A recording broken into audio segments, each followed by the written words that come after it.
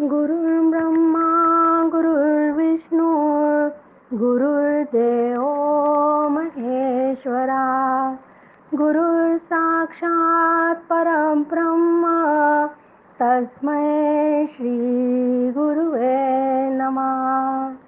मला वाटते अंतरित्वा वसावे तुझ्या दासबोधासी त्वा बोधवावे। अपत्या परिपाववी प्रेमग्रासा महाराजया सद्गुरु रामदासा। श्रीराम शुकासारिखे पूर्ण वैराग्य जाचे वशिष्ठा परिज्ञान योगेश्वराचे। कवी वाल्मिका सारिखा मान्य ऐसा नमस्कार माझा सद्गुरु रामदासा। जय जय रघुवीर समर्थ। सद्गुरु प्रल्हाद महाराज डॉक्टर काका व आदरणीय मंदाताईंना नमस्कार करते। जयश्रीताईंनाही नमस्कार करते। दासबोध अभ्यास वर्गासाठी जमलेल्या तुम्हा सर्व श्रोत्यांना वंदन करते। आज आपला अभ्यासाचा दशक 6वा समास 3रा मायोद्भव निरूपण। मायोद्भव या शब्दाचा अर्थच मायेपासून उद्भवलेला असा होतो। पहिल्या 1 ते 11 ओव्यांमध्ये ब्रह्माचे वर्णन केलेले आहे। एक लक्षात ठेवायचं की परमार्थाचा जो मुख्य सिद्धांत आहे की ब्रह्म सत्य जगन मिथ्या, तर त्यामुळे ब्रह्म आणि माया काय हा प्रत्येक वेळेस प्रत्येक समासामध्ये हा विषय येणारच आहे। कारण आपल्या जीवनाचं ध्येयच ते आहे की मला ब्रह्मरूप व्हायचं आहे, त्यामुळे हा विषय येणारच आहे। आणि पहिल्या 8 दशकांमध्ये ज्ञानदशकच जवळपास पूर्ण असल्यामुळे ज्ञान जास्त आहे, पण नंतरच्या समासांमध्ये इतर सुद्धा सगळे विषय आलेले आहेत। नाहीतर असं वाटायला लागेल की बुवा माया ब्रह्माशिवाय काही दासबोधात नाहीच का, म्हणून याचा उल्लेख केला। आता मायोद्भव हा जरी समासाचं नाव असलं तरी पहिले 1 ते 11 या ओव्यांमध्ये ब्रह्माचं वर्णन केलेलं आहे। निर्गुण आत्मा तो निर्मळ जैसे आकाश अंतराळ घनदाट निर्मळ निश्चळ सदोदित श्रीराम। की येथे आत्म्याला आकाशाची उपमा दिली आहे। कारण आत्म्याला आकाशाची उपमा देण्याचं एकच कारण असतं की इतकं व्यापक तत्व या विश्वामध्ये दुसरं नाही आहे, म्हणून नेहमी आत्म्याला आकाशाची उपमा दिली जाते। मग आत्मा कसा आहे तर आत्मा निर्गुण आहे, म्हणजे त्याला एकही गुण नाही, त्याला देह नाही, त्याला अवस्था नाही, असं अवस्था देह गुण काहीच नसलेलं असं हे तत्व आहे। त्याला कशाचाच मळही नाही। आकाशासारखे ते अखंड निष्कलंक व स्थिर असा हा आत्मा आहे। जे खंडलेची नाही अखंड, जे उदंडाहुनी उदंड, जे गगनाहुनी वाढ आणि सूक्ष्म श्रीराम। की ते ब्रह्म आकाशासारखे म्हटलेलं असलं तरी आकाशापेक्षा सुद्धा खूप व्यापक व सूक्ष्म आहे आणि निरपेक्ष व्यापक असल्यामुळे त्या आत्म्याला देशकाल वस्तूंनी ते परिच्छिन्न होत नाही। तर मग देशकाल वस्तूंनी परिच्छिन्न होत नाही म्हणजे काय, तर देश म्हणजे एखादी व्यक्ती जर अमरावतीत राहत असेल तर ती जेव्हा अमरावतीत असते तेव्हा ती दुसऱ्या शहरामध्ये नसते, म्हणजे जेव्हा ती अमरावतीत आहे तेव्हा ती नागपूरमध्ये किंवा इतर गावांमध्ये असू शकत नाही। पण आत्मा तसा नाही, आत्मा मात्र सर्वत्र आहे। नंतर काल काल म्हणजे आपल्या घरामध्ये आधी काही पणजोबा आजोबा खापर पंजोबा असे काही लोक होऊन गेलेले आहेत, पण ते आता नाही आहेत। म्हणजेच काय की ते काही कालापुरते ते होते, पण आत्मा असा नाही, आत्मा सर्व काळ आहे। वस्तू वस्तू म्हणजे खुर्ची आहे, टेबल आहे। मग खुर्ची टेबल होऊ शकत नाही व टेबल खुर्ची होऊ शकत नाही, कारण खुर्ची तिच्या आकाराने मर्यादित झालेली आहे, म्हणून ती टेबल होऊ शकत नाही। आत्मा मात्र असा नाही आहे, आत्मा मात्र अखंड असतो, देशकाल वस्तूने तो मर्यादित होत नाही, म्हणून तो नित्य सुद्धा आहे. जे दिसेना ना भासेना, जे उमजेना ना नासेना, जे येईना ना जायेना, परब्रह्म ते श्रीराम. जे चळेना ना ढळेना, जे तुटेना ना फुटेना, जे रचेना ना खचेना, परब्रह्म ते श्रीराम. जे सन्मुखची सर्व काळ, जे निष्कळंक आणि निखळ, सर्वांतर आकाश पाताळ व्यापून असे श्रीराम. की आपल्याला माहिती आहे, आपण खूप वेळा याचा अभ्यास केला, की ब्रह्म डोळ्यांना दिसत नाही, मनाला त्याची जाणीव होत नाही. म्हणून हे ब्रह्म कसं आहे की हे निर्माण होत नाही, म्हणजे याला उत्पत्ती नाही आहे. आणि जे उपजे ते नासे, या उक्तीप्रमाणे ज्याला उत्पत्ती नसल्यामुळे त्याचा नाश पण नाही. मग हे ब्रह्म कसं आहे, तर हे ब्रह्म डोळ्यांना दिसत नाही, मनाला जाणवत नाही, ते निर्माणही होत नाही, नष्टही होत नाही, जातही नाही आणि येतही नाही. म्हणजे या ब्रह्माला उत्पत्ती स्थिती लय नाही. हे परब्रह्म थोडेही हालत नाही. हालत नाही म्हणजे कसं हो, तर एखादा कार्यक्रम असेल आणि त्या हॉलमध्ये बरीच गर्दी असते. आता आमच्या अमरावतीच्या गोपाळकृष्ण मंदिरात नेहमी असंच होत होतं की कार्यक्रमाला खूप गर्दी असायची आणि गर्दी झाल्यानंतर तो हॉल पॅक होऊन जायचा. मग मागून येणाऱ्यांना जागा पाहिजे, मग पुढच्यांना सांगावं लागायचं की तुम्ही थोडेसे पुढे सरका. मंदाताई नेहमी हे उदाहरण देतात की ताई, थोडंसं तुम्ही पुढे सरकता का हो. ते ताई म्हणतात की इथं काही जागाच नाही आहे, पण थोडंसं सरकानं असं म्हटल्यानंतर ती व्यक्ती थोडीशी समोर सरकते. म्हणजे तिथे आपोआप थोडीशी तरी जागा असतेच, नाही आहे म्हटलं तरी ती सरकते. तसं ब्रह्म नाही आहे. ब्रह्म इतकं सगळीकडे व्यापून आहे की त्याला सरकायला कुठे जागाच नाही आहे, कारण ते नाही अशी जागाच नाही आहे. म्हणून हे ब्रह्म हालत नाही, सरकत नाही, तुटत नाही, फुटत नाही, घडतही नाही आणि मोडतही नाही.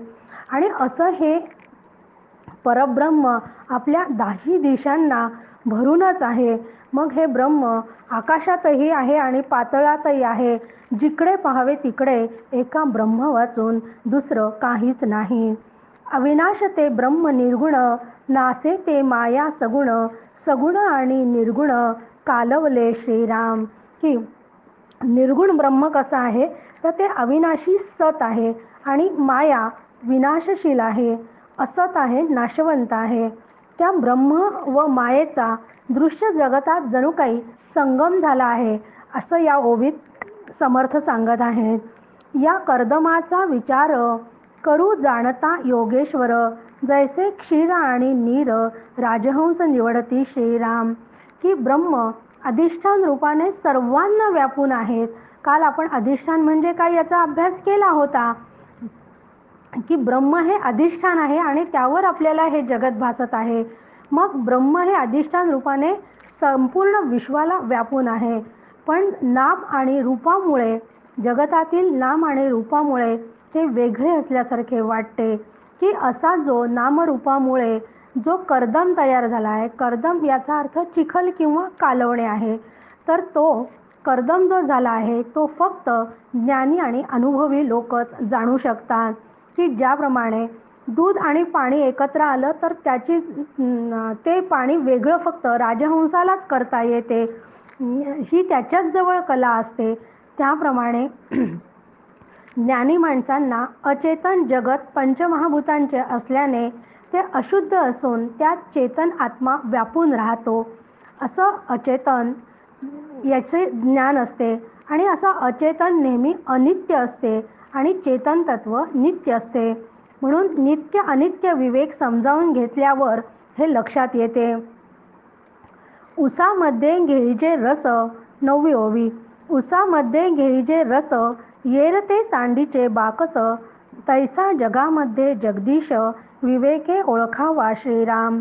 रस नाशिवंत पातळ, आत्मा शाश्वत निश्चळ, रस अपूर्ण आत्मा केवळ, परिपूर्ण जाणावा श्रीराम. की उसाचे साल, एक दृष्टांत दिलाय तिथे उसाचा, की उसाचे साल सोडून त्यातील रस घ्यावा. त्याप्रमाणे या दृश्य जगतातलं ब्रह्म हे सार तत्व आहे हे जाणावे. आणि रसाचा दृष्टांत जो दिला आहे, दृष्टांत हा नेहमी एकदेशी असतो.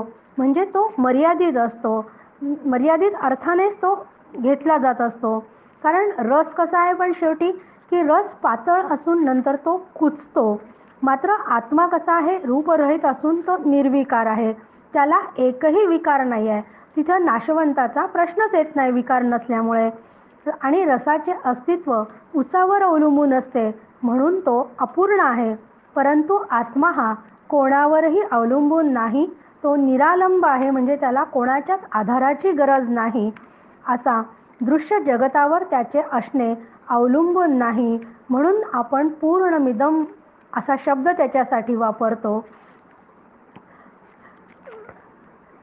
आत्म्यासारखे एक असावे, माते दृष्टांतासी द्यावे, दृष्टांत मिसे समजावे कैसे तरी श्रीराम. की खरं म्हणजे आत्म्यासारखी दुसरी एकही वस्तू नाही आहे, म्हणून आत्मा कशासारखा आहे असं सांगताच येत नाही. पण आपल्याला थोडंसं समजण्यासाठी एखादा दृष्टांत देऊन आत्मा कसा आहे हे सांगावं लागते. पण दृष्टांताने आत्मा समजू शकत नाही, पण थोडासा आपण अंदाज त्याचा करू शकतो, यापेक्षा दृष्टांताचा उपयोग होत नाही. ऐसी आत्मस्थिती संचली, तेथे माया कैसी झाली, जैसी आकाशी वाहिली झुळूक वायोची श्रीराम. की आत्मा सगळीकडे घनदाट भरला आहे, मग त्यात मायेला प्रवेश कसा मिळाला असा प्रश्न इथं श्रोत्याला निर्माण झाला आहे. मग मायोद्भवाचे लक्षण बोलिले असे हे जे वचन समर्थांनी पहिल्या दशकात आपल्याला दिलं होतं, त्याची पूर्णता आता समर्थ या दशकात करत आहेत. पण पुढे या मायोद्भवाचाच विषय 3-4 ठिकाणी आलेला आहे दासबोधामध्ये. म्हणून या ओवीत मायेच्या निर्मितीचा केवळ उल्लेख करून नंतर मायेपासून निर्माण झालेल्या सृष्टीचा उपक्रम सांगितला आहे. ब्रह्म कसा आहे तर ब्रह्म निर्गुण व निर्मळ स्थितीत असताना आकाशामध्ये अचानक एक वायूची झुळूक निर्माण यावी, त्याप्रमाणे ब्रह्मावर मूळ माया निर्माण झाली. अशा मांडणीला अध्यात्मात अध्यारोप म्हणतात. अगा जे झालेची नाही त्याची वार्ता पुससी काही, की असा मूळ सिद्धांत आहे की जग झालेलंच नाही. मग येथे माया झाल्याचे वर्णन केले आहे ते केवळ आपल्याला समजण्यासाठी केलेले आहे. येथे ब्रह्मावर मायोद्भवाचा अध्यारोप आहे आणि येथे अध्यारोप म्हणजे पूर्वपक्ष आणि अपवाद म्हणजे सिद्धांत. जे खरे नाही त्याच्यावर जो आरोप केला जातो त्याला अध्यारोप म्हणतात आणि हा आरोप सत्य नाही हे सिद्ध करणं याला अपवाद म्हणतात. मग हा विषय आता बऱ्याच वेळा येणार असल्यामुळे समर्थांनी पुढच्या ओव्यांमध्ये लगेचच सृष्टी उत्पत्तीचा क्रम सांगितला आहे. वायोपासूनी तेज झाले, तेजापासूनी आप निपजले, आपापासूनी आकारले भूमंडळ श्रीराम. भूमंडळापासून उत्पत्ती जीव नेणो झाले किती, परंतु ब्रह्म आधी अंती व्यापून आहे श्रीराम. की हा तैत्तरीय उपनिषदामध्ये हा जगताच्या उत्पत्तीचा क्रम सांगितलेला आहे. की आकाशापासून म्हणजे आधी मूळ माया ब्रह्माला स्फुरण झाले आणि त्या स्फुरणातून मूळमाया निर्माण झाली. त्या मूळ मायेनंतर गुणमाया जडमाया निर्माण झाली आणि नंतर पंचमहाभूत निर्माण झाले. मग या पंचमहाभूतामध्ये सगळ्यात पहिले आकाशापासून वायू, वायूपासून तेज, तेजापासून पाणी, पाण्यापासून पृथ्वी व त्यानंतर असंख्य जीव निर्माण झाले.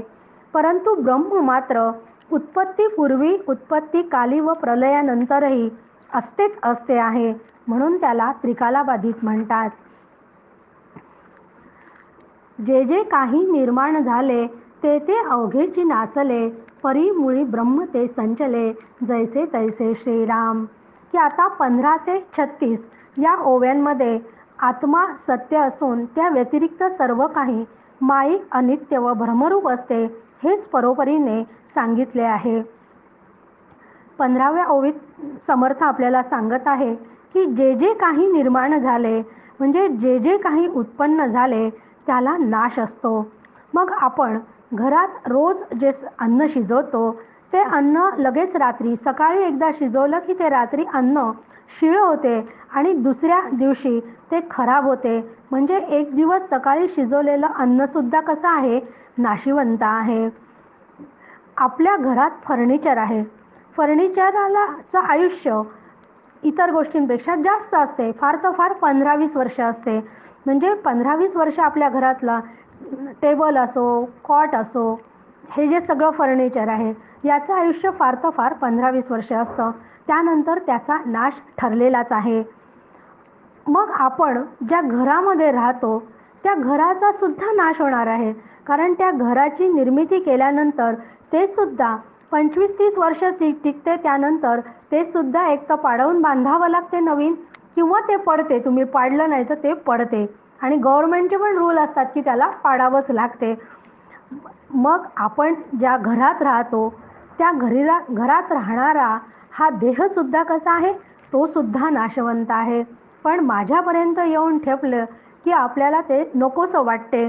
मग आपलं आयुष्यसुद्धा माणसाचं फार तर फार 70, 80, 100 यापेक्षा तर जास्त आयुष्य नसतेच. म्हणजे तेही शरीर, आपलेही आयुष्य एक दिवस संपणारच आहे. तसंच हे जगसुद्धा आहे की हे शास्त्र सांगते की त्याचासुद्धा प्रलय होणारच आहे. म्हणजे अन्न, फर्निचर, घर व मनुष्याचा देह हे सगळे जसे नाशवंत आहे हे पटते, कारण त्याचा आपल्याला अनुभव आलेला असतो. परंतु जगताचा नाश एकदम पचनी पडत नाही. पण शास्त्रांनी जर हा विचार समजून घेतला तर मग लक्षात येते की खरंच ही सृष्टीसुद्धा नाशवंत आहे. म्हणून ही सृष्टीसुद्धा निर्माण झालेली आहे आणि निर्माण झाली आहे म्हणून शास्त्राचा नियम आहे की जे जे काही उत्पन्न होते त्याचा नाश आहेच. परंतु परब्रह्म मात्र अनादि आद्य नित्य व सत्य असून त्यात कधीच काही बदलही न होता सर्वत्र ते अखंड व्यापूनच भरलेले आहे. घटापूर्वी आकाश असे, घटामध्ये आकाश भासे, घट फुटतान नासे, आकाश जैसे श्रीराम. की इथे आकाश व घटाचे उदाहरण देऊन ब्रह्म कसे आहे सांगितले आहे की जसे घट तयार करण्यापूर्वी आकाश होतेच, घट निर्माण झाल्यावर त्या घटात आकाश व्यापून राहिल्यासारखे वाटते. पण जर घट फुटला तर आकाश फुटत नाही, आकाश आहे तसंच राहते. अगदी त्याचप्रमाणे म्हणजे या आकाशाप्रमाणेच परब्रह्मसुद्धा कसं आहे, ते न हालणारं आहे, न ढळणारं आहे. म्हणजे घटाप्रमाणे ही चर व अचर सृष्टी जी आपल्या डोळ्यांना दिसते ती निर्माण होऊन नष्ट होते, पण ब्रह्म मात्र जसेच्या तसेच असते. तैसे परब्रह्म केवळ अचळ आणि अढळ, मध्ये होत जात सकळ सचराचर श्रीराम. जे जे काही निर्माण झाले ते ते आधीच ब्रह्मे व्यापिले, सर्व नाशांता उरले अविनाश ब्रह्म श्रीराम. त्या आकाशाप्रमाणेच परब्रह्म हे न ढळणारे आहे. म्हणून पुढच्या ओळीमध्ये त्यांनी सांगितलं की जे जे काही निर्माण झाले ते आधीच ब्रह्मे व्यापिले. कारण ब्रह्म कसं आहे, या सृष्टीच्या आधीपासून आहेच. म्हणून सृष्टी रूपाने जे जे उत्पन्न होते त्या उत्पन्न होण्यापूर्वीच ब्रह्माने त्याला व्यापलेले असते. म्हणून सृष्टी नष्ट झाली तरी अविनाशी ब्रह्म मात्र तसेच राहते. आत्मवेत्ते पुरुष मात्र या अविनाशी ब्रह्माच्याच अनुसंधानात राहतात. म्हणून मागील समासामध्ये किंवा आतापर्यंत आपण बऱ्याच वेळा हा विचार केला होता की मला जर या ब्रह्मतत्वापर्यंत पोहोचायचं असेल तर मला या 82 तत्वांचं माझं जो शरीर निर्माण झालेले आहे त्या सगळ्या 82 तत्वांचा निराश करत करत करत जीवरूप जो मी आहे तो आत्मरूप मी आहे असा अनुभव घ्यायचा आहे. तत्वे तत्व मिळविले त्यासी देह हे नाम ठेविले, ते जाणते पुरुषी शोधिले तत्वे तत्व श्रीराम. की हा जो आपला देह आहे हा 82 तत्वांचा निर्माण झालेला आहे. म्हणजे एका तत्वात दुसरे तत्व मिळवीत मिळवीत जो संघात तयार झाला आहे त्याला देह असं म्हणतात. मग जाणत्या पुरुषांनी या देहातल्या तत्वांचा एक एक करत त्याचा झाडा केला आणि त्या आत्मतत्वाचा शोध घेतला. म्हणजे एका तत्वात दुसरे तत्व मिळवीत मिळवीत पंचमहाभूत आणि 3 गुण मिळून आपला देह निर्माण झालेला आहे. पण देह तादात्म्यामुळे आपली बुद्धी नेहमी देहाला धरूनच निर्णय करते. मग बुद्धी जोपर्यंत देहाला धरून विचार करते तोपर्यंत ती दृश्याची कक्षा तिला ओलांडता येत नाही. पण आत्मा मात्र कधीच दृश्य होत नाही. म्हणून देहबुद्धीच्या विचाराने आत्मस्वरूपाचे ज्ञान होणे कदापिही शक्य नाही. म्हणून देहाला ओलांडून विचार करण्याची युक्ती सद्गुरूंजवळ असते. त्यांनी तत्वाचा निराश करत करत म्हणजेच देहाला ओलांडून त्या तत्वापर्यंत जाऊन त्याचा अनुभव घेतलेले असे सद्गुरू असतात. त्यालाच तत्वविवेक म्हणतात. तत्वविवेकाने अनात्म तत्व वेगळे काढले जाते. म्हणजे शरीराचे पृथक्करण करत करत एक एक तत्वांचा मी देह नाही, मी मन नाही असा विचार करत करत मी देहापेक्षा वेगळे आहे हे लक्षात आले की मी देह हा भ्रमरूप अहंकार नष्ट होतो आणि विवेकाने मी निर्गुण ब्रह्म असा अनुभव येतो. जीव जेव्हा आत्म्याचा शोध घेत घेत त्याला जीव मिथ्या आहे हे समजते, मग ही सर्व तत्वे एक एक करत तो मागे टाकत राहतो. तेव्हा जे उरते त्यानंतर उरलेले जे तत्व तेच आत्मतत्व आहे. ते आत्मरूप निर्गुण ब्रह्म फक्त उरते. म्हणून जीवभाव आत्मस्वरूपात विसर्जित होतो. हेच आत्मनिवेदनाचे वर्म आपल्याला या ओव्यांमध्ये सांगितले आहे. सर्व माईक तत्वांचा झाडा होताच मी व तू हा भ्रम निवृत्त होतो. मितूपणाची झाली बोळवण एका जनार्दने श्री दत्त ध्यान. दत्तरूप परब्रह्माशी एकरूप झाल्यावर म्हणजे अधिष्ठानाशी एकरूप झाल्यावर मी व तू या अध्यासाची ओळखण, अध्यास म्हणजे भ्रम, अध्यासाची बोळवण झाली असा नाथ महाराजांचा अनुभव आहे. म्हणून हे ज्ञान मात्र श्री गुरुकृपे वाचून होत नाही. त्यासाठी श्री गुरूंना आणि संतांना शरणच गेलं पाहिजे. 25वी ओवी. मी पाहता आढळेना निर्गुण ब्रह्म ते चळेना, आपण तेची परी कळेना सद्गुरु विण श्रीराम. की एरवी सर्वांच्या हृदय देशी मी अमुका आहे ऐसी, जी बुद्धीस पुरे अहर्निशी ते वस्तू गामी. असं ज्ञानेश्वर महाराजांनी सांगितले की एरवी विचार करून पाहिले असता सर्वांच्या हृदय देशात मी अमका मी तमका असे जे रात्रंदिवस स्फुरण असते ती वस्तू लक्षार्थाने ब्रह्म आहे. आणि हा म्हणूनच हे संतांच्या सहवासात असल्याशिवाय आपल्याला समजत नाही. कारण मी आहे हे आत्म्याचे सामान्य ज्ञान आहे. मी काळा मी गोरा हे विशेष ज्ञान आहे. आणि मी देहादी नसून आत्मा ब्रह्म आहे हे विशेष ज्ञान होय. पण हे सगळं समजण्यासाठी ज्ञानेश्वर महाराजच सांगतात, परी संतांसवे वसता योग ज्ञानी पैसता, गुरुचरण उपासिता वैराग्यासी श्रीराम. की हे विशेष ज्ञान होण्याकरता श्रोत्रिय ब्रह्मनिष्ठ अशा श्रीगुरु संतांना शरण जाऊन त्यांची सेवा केला असता श्रीगुरु मी ब्रह्म आहे असा उपदेश करतात आणि त्या उपदेशाप्रमाणे वृत्ती अखंडाकार त्याच विचारात राहते. तेच ध्यान होय. मग श्रीगुरूंनी सांगितलेल्या महावाक्याने त्याचं ज्ञान होते आणि ध्यान आणि ज्ञान दोन्ही त्याच्या साह्याने होते. मग ध्यानाने काय होते तर ध्यानाने मी देहादी आहे हे अज्ञान व मी ब्रह्म आहे या अज्ञान नाहीसे होते. ध्यानाने मी देहादी आहे हे अज्ञान नाहीसे होते आणि मी ब्रह्म आहे हे ज्ञानाने आवरणात्मक अज्ञानाची आत्यंतिक निवृत्तीच होते. म्हणून साधकाचा मी हा अहंभाव देहापासून निवृत्त होऊन त्याला वैराग्य निर्माण होते आणि मगच तो ब्रह्मस्वरूपाच्या ठिकाणी विश्रांती पावतो. 26वी ओवी. सारासार अवघे शोधिले तो असार ते निघून गेले, पुढे सार ते उरले निर्गुण ब्रह्म श्रीराम.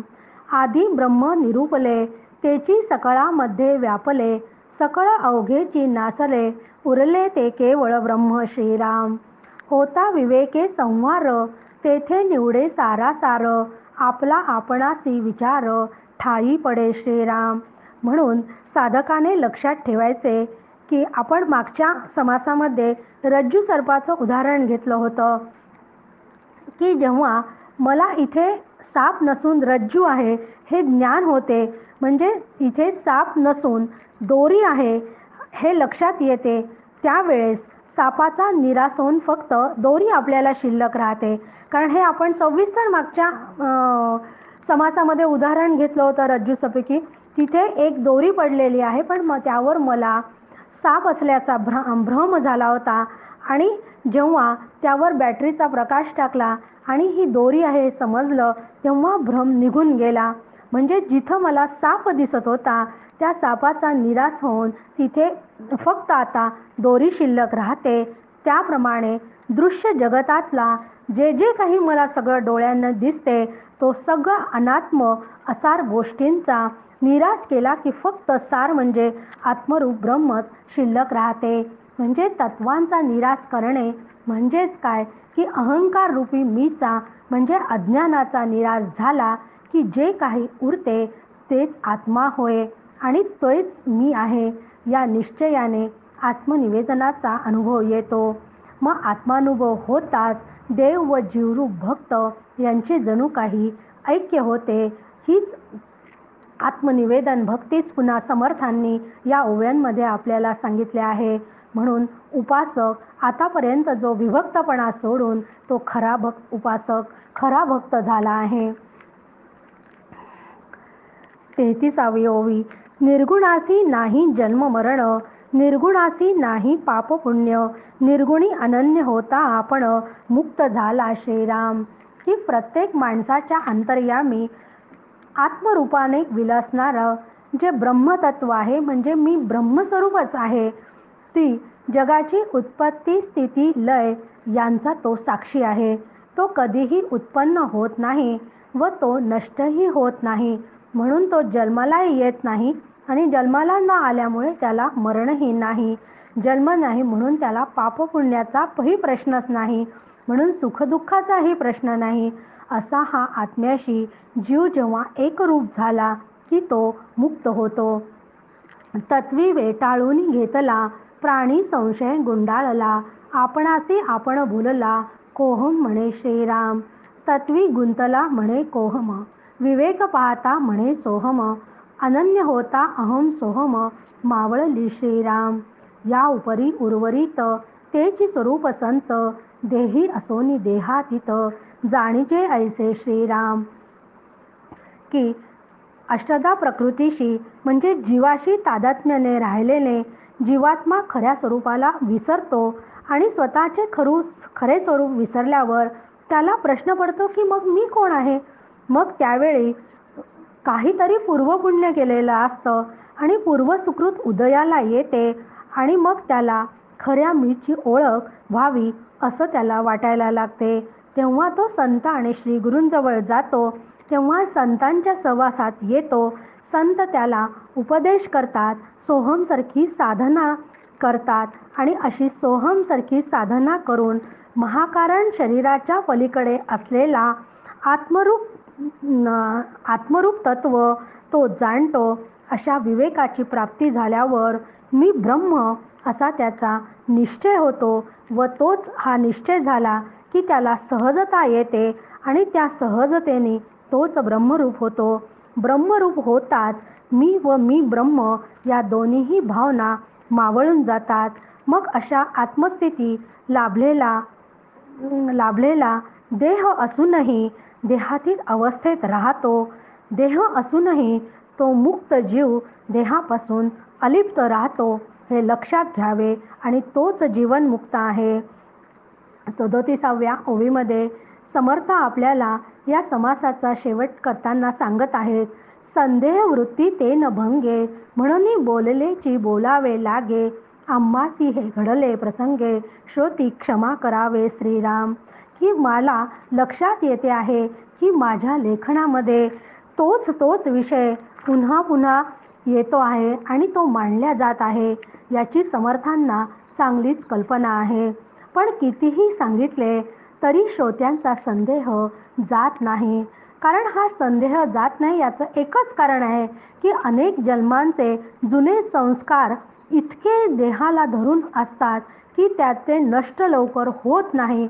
म्हणून पुन्हा पुन्हा एकच गोष्ट आपल्याला सतत सांगितली की माणूस त्याच्यावर थोडासा विचार करायला लागतो. म्हणून कितीही सांगितले तरी श्रोत्यांचा संदेह जात नाही याचीही समर्थांना चांगली कल्पना आहे.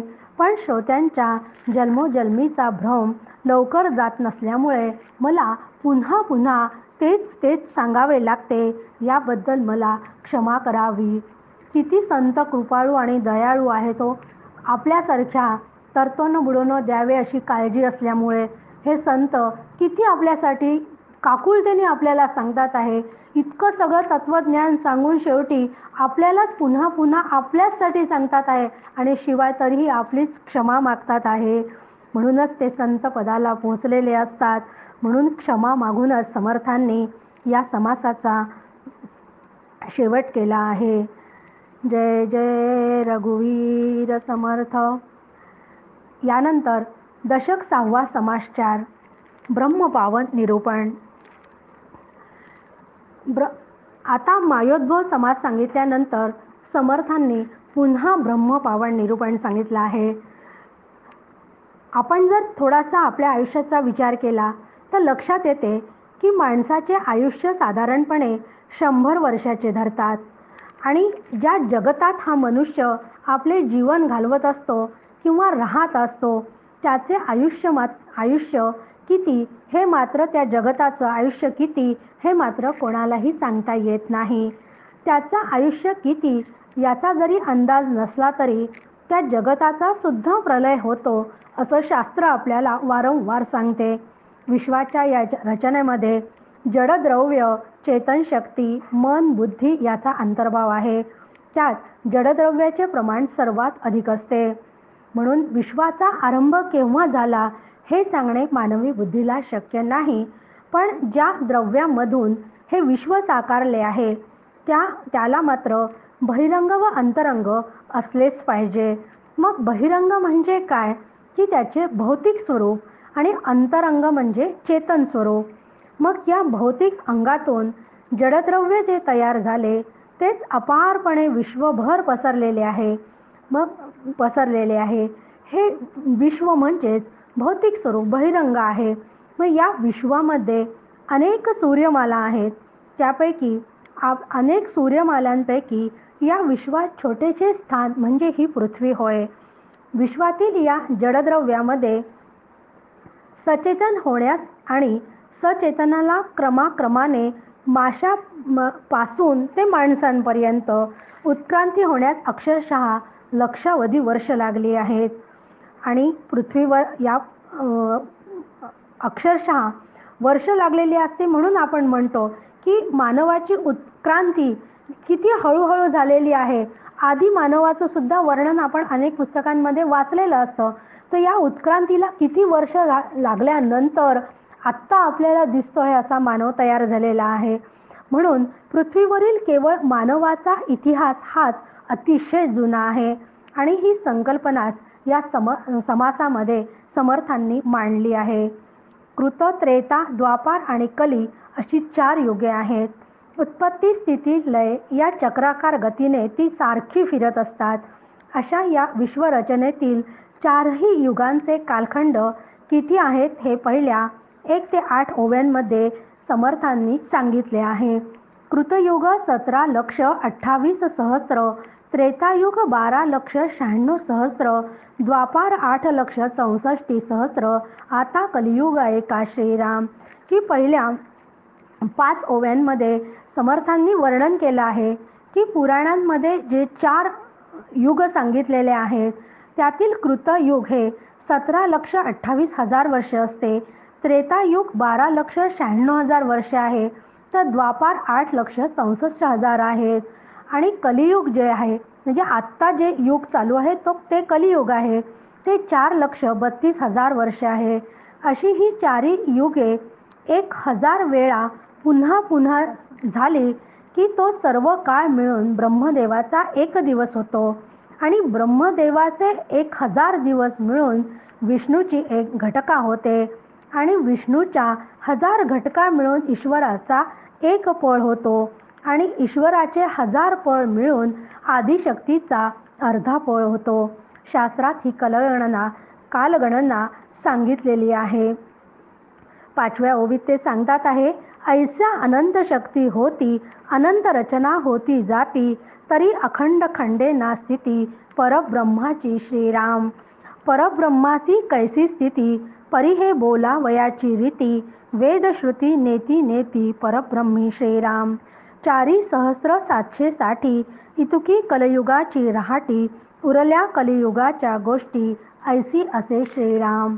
4,27,240 संवत्सर पुढे अन्य विणस्वर्ण संकर होणार आहे श्रीराम. की विश्वाच्या या कारभारामध्ये काळाला फार मोठे महत्त्व आहे. कारण वस्तू म्हणजे अचेतन, जे दगड माती वगैरे सगळे देते ते अचेतन, आणि सचेतन म्हणजे सगळे जीव आले आहे, त्यावर काळाचे स्वामित्व असते. मग पृथ्वीमध्ये प्रथम भूमी उत्पन्न झाली आणि त्यानंतर जीवाची निर्मिती झाली. या 84 लक्ष जीव योनीत आहार निद्रा भय व मैथून सगळ्या जीवांना असते, पण माणसाला मात्र बुद्धी व मन दिले आहे. म्हणून अशी ही संपूर्ण सृष्टी समजून घेण्याचं सामर्थ्य फक्त या मानवामध्येच आहे, कारण त्याच्याजवळ बुद्धी आहे. अशी ही सृष्टी अनंत वेळाहून नष्ट झाली, परंतु परब्रह्म तत्व मात्र कशानेच लिप्त न होता जसेच्या तसे पूर्णत्वाने राहते. परब्रह्माच्या बाबतीत खरे म्हणजे स्थिती किंवा अवस्थेची भाषा बोलताच येत नाही, पण समजण्यासाठी ती बोलावी लागते. प्रत्यक्ष वेदही परब्रह्मासंबंधी काही सांगायची वेळ आली तर ते मौन धरतात. सध्या कलियुग सुरू आहे, त्याची 4,27,200 वर्ष शिल्लक आहेत. त्यात पुढे पुढे 4 वर्णांचा संकर आहे. खरंच मला तर ही संख्या वाचल्यानंतर असं वाटायला लागलं की कलियुग तर आता अजून मध्यावरच आहे असं म्हणतात. आताच जर सृष्टीमध्ये इतकं अपरित घडताना दिसते आहे, तर पुढे काय काय होईल याचा विचारच करू नये. त्यासाठी आपण आतापासून त्या परब्रह्म तत्वाला जाणून असावं, म्हणजे आपल्याला या कलियुगाचा त्रासच होणार नाही. पण यात हे सगळा पुढे 4 वर्णांचा संकर होणार आहे असंही समर्थांनी सांगितले आहे. पण हे सगळं जरी इतका काळाचा महिमा सगळं सांगितलेलं असलं तरी या सर्व गोष्टींचा फारशा खोलात जाऊन विचार करायची काहीच गरज नाही आहे असं शास्त्र सांगते. पण त्याला आपण फक्त हो म्हणा असं आपल्याला काका सांगतात. हो म्हणायचं आणि पुढे जायचं, त्यात खूप खोलामध्ये शिरायची गरज नाही आहे. पण आपल्याला ती एक माहिती असावी म्हणून या गोष्टींचा उहापोह केलेला आहे. 9 ते 13 या ओव्यांमध्ये संपूर्ण सृष्टीत अनेक देवदेवतांच्या श्रेणी आहेत आणि त्यातील काहींना मोठे तर काहींना लहान समजल्या जाते. की ऐसे रचले सचराचर, येथे एकाहुनी एक थोर, पाहता येथीचा विचार, अंत न लगे श्रीराम. एक म्हणती विष्णू थोर, एक म्हणती रुद्र थोर, एक म्हणती शक्ती थोर, सकळामध्ये श्रीराम. ऐसे आपुलाले परी बोलती, परंतु अवघेची नाचले कल्पांती, सदृष्टम तम नष्ट हे श्रुती, बोलत असे श्रीराम. आपुलाली उपासना, अभिमान लागला जना, याचा निश्चय निवडेना, साधू विण श्रीराम. साधू निश्चय करती एक, आत्मा सर्वत्र व्यापक, येर हे अवघेची मायक, सचराचर श्रीराम. की अशा या संपूर्ण सृष्टीमध्ये अनेक देवदेवता आहेत आणि त्या देवतेला आपण पूज्य मानतो. आपल्याला जी देवता आवडते त्याला आपण पूज्य मानतो व त्याची पूजा अर्चा उपासना करतो. तो त्याच देवाला श्रेष्ठ समजतो आणि त्याच्यासाठी इतर देव कनिष्ठ समजल्या जातात. या देवतांमध्ये कोणी विष्णूला तर कोणी रुद्राला तर कोणी देवीच्या शक्तीला श्रेष्ठ समजतात. पण प्रत्येकजण आपले मत सांगून त्याचे महत्त्व सांगतो. परंतु जे जे दिसते ते सर्व नष्ट होते हा सिद्धांत आहे. म्हणून कल्पाच्या शेवटी या सृष्टीत जे जे काही दिसते ते सर्व नष्ट होणारे आहे. पण सामान्य माणसांना मात्र जे माझे उपास्य दैवत आहे त्याची उपासना करतो त्याचाच खूप अभिमान असतो. कारण आपण उपासना कशाच्या करतो तर आपण उपासना अवतारांच्या करतो. पण अवतार हे सुद्धा थोड्या काळासाठी येतात. म्हणजे ते अवतार घेतात आणि नंतर त्यांचा अवतार सुद्धा संपला जातो. म्हणजे आपण ज्यांची उपासना करतो ते दैवतही कसं आहे ते सुद्धा या सृष्टीतलं आहे. मग जे जे सृष्टीत दिसते ते सगळं नष्ट होते. मग या मागचे सत्य मात्र फक्त साधूलाच कळते, इतरांना मात्र त्याचं ज्ञान होत नाही. मग जे जे या सृष्टीत उत्पन्न होते ते थोडा काळ टिकते, भासते, दिसते आणि जाणवते व कालांतराने ते नष्ट होते. मग भासणारा हा सगळा दृश्य पसारा आहे आणि तो माईक आहे असा दृढनिश्चय साधूंचा झालेला असतो. कारण एकच ब्रह्मतत्व सगळीकडे भरून आहे. म्हणून आत्मा व्यतिरिक्त सर्व माईक असार आहे हा त्यांचा दृढ विश्वास असतो. 14वी ओवी. चित्री लिहिली सेना त्यात कोण थोर कोण साना हे तुम्ही विचारणा आपुले ठाई श्रीराम. स्वप्नी उदंड देखिले लहान थोरेही कल्पिले परंतु जागे झालिया झाले कैसे पहा श्रीराम. पाहता जागृतीचा विचार कोण लहान कोण थोर झाला अवघाची विस्तार स्वप्न रचनेचा श्रीराम. की स्वप्नामध्ये अथवा चित्रामध्ये कोणी कितीही ज्ञानी विद्वान असले तरी ते श्रेष्ठ असतात किंवा एखादा अज्ञानी व अडाणी असलेला कनिष्ठ असं काहीच नसते. स्वप्नात व चित्रात दिसणारे सर्व मिथ्या असते. स्वप्नात खूप अमर्याद दृश्य आपण बघत असतो परंतु जाग आल्यावर त्यातील एकही दृश्य खरे नाही असे लक्षात येते. त्याचप्रमाणे जागृती हेही एक स्वप्नच आहे. जागृतीतील स्वप्न हा अविद्येचा परिणाम आहे. त्यात कोणी श्रेष्ठ तर कोणी कनिष्ठ, लहान किंवा मोठे असं काहीच नसते. कारण जागृती ही स्वप्नाप्रमाणे मिथ्याच आहे. म्हणून अवघाची माईक विचार कैसे लहान कैसे थोर लहान थोराचा निर्धार जाणती ज्ञानी श्रीराम. की सर्व सृष्टीच मायामय असल्याने त्यातील लहान मोठ्याचा विचारही माईकच आहे. अशा या विचाराचे रहस्य आत्मवेत्ते जाणतात. जो जन्मासी येऊनी गेला तो मी थोर म्हणताच मेला परी याचा विचार पाहिला पाहिजे श्रेष्ठी श्रीराम. जयासी नाही आत्मज्ञान तेची थोर महाजन वेदशास्त्रे पुराण साधू संत बोलिले श्रीराम. की संपूर्ण सृष्टी हा मायेचा खेळ असूनही अज्ञानी जीव मात्र व्यवहारात जो श्रीमंत आहे, खूप शिकलेला आहे, विद्वान आहे त्याला श्रेष्ठ समजतो आणि जो गरीब आहे की ज्याच्याजवळ पैसा कमी आहे, फारसा तो शिकलेला नाही, अडाणी आहे, त्याला कनिष्ठ समजतो. आणि ज्याला यश मिळाले आहे त्याला यशस्वी म्हणतो, पण त्याला यश मिळाले नाही त्याला अपयशी म्हणतो. एखाद्याला मान देतो तर इतरांचा अपमान करतो. असा हेवादावे करणारा, दुजाभाव करणारा तो विचार सगळा व्यावहारिक पातळीवर मनुष्य करत असतो. परंतु जे आत्मवेत्ते असतात ते सर्व सृष्टी मायामय असल्याने तेथे लहान मोठा, यश अपयश, मान अपमान असं काहीच नसते हा विचार करतो. त्याच्यासाठी हा विचार माईक असल्यामुळे त्याच्या दृष्टीने हा विचार तो करतच नाही, त्यामुळे त्याच्यासाठी सगळं सारखंच आहे. म्हणून त्यांच्यासाठी संपूर्ण सृष्टीच माईक आहे. पण याचं रहस्य मात्र फक्त आत्मवेत्ते जाणतात. परंतु माणसाचा अहंकार आणि मीपणा इतका मोठा असतो की मी मोठा असं आयुष्यभर तो स्वतःला समजतो व त्या अहंकारातच तो मरून जातो. येथे अज्ञान म्हणजे मरण आहे. पण शहाण्या माणसाने विचार करून जीवाचे कल्याण कशात आहे हे समजून घ्यावे. त्यासंबंधी जीवनाचे रहस्य जाणणाऱ्या संत पुरुषांना भेटावे व ते कसा विचार करतात त्यासंबंधी त्यांनी ग्रंथात काय लिहून ठेवले आहे त्याचा निवाडा करतात. ज्या साधू संत वेदशास्त्र पुराणे यांनी आपापल्या ग्रंथसंपदेत आत्मज्ञान कसे प्राप्त करावे यासंबंधी लिहून ठेवलेले आहे ते पहावे, त्याचा अभ्यास करावा, तत्वज्ञान समजून घ्यावे. हे सर्व वेदशास्त्र पुराणे आत्मज्ञान झालेल्यांनाच श्रेष्ठ समजतात. एक सकळामध्ये थोर, तो एकची परमेश्वर, तयामध्ये हरिहर, होती जाती श्रीराम.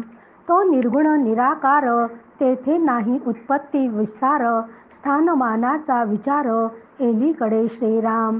नावरूप स्थानमान, हा तो अवघाची अनुमान, तथापि होईल निदान, ब्रह्मप्रलयी श्रीराम. ब्रह्मप्रलया वेगळे, ब्रह्म नावरूपा निराळे, ब्रह्म कोणी एके काळे, जैसे तैसे श्रीराम. करीती ब्रह्म निरूपण, जाणती ब्रह्म संपूर्ण, तोच जाणावे ब्राह्मण, ब्रह्मविद श्रीराम.